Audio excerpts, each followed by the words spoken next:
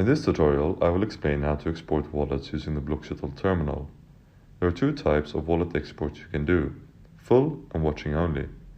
The full export is an ultimate backup of your root private key and grants full access to the wallet and the bitcoins in it, and can later be used to restore the wallet if you, for example, forget your wallet's password.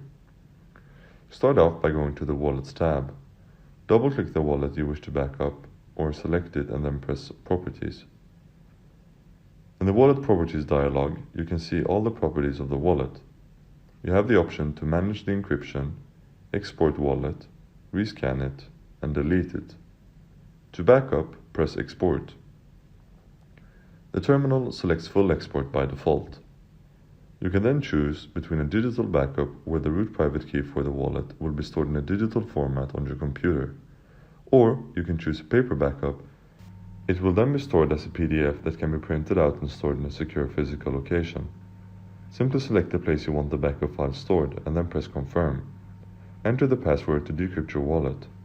The procedure is the same if you go for the PDF option. Remember to store the backup on a secure USB or print it out. The watching only wallet backup exports the root public key, which allows the user to monitor a wallet without the ability to suspend from the wallet.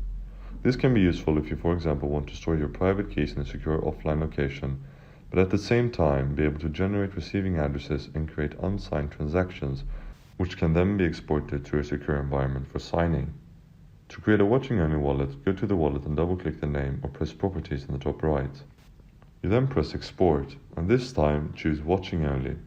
Now choose where you want the watching only wallet backup to be stored.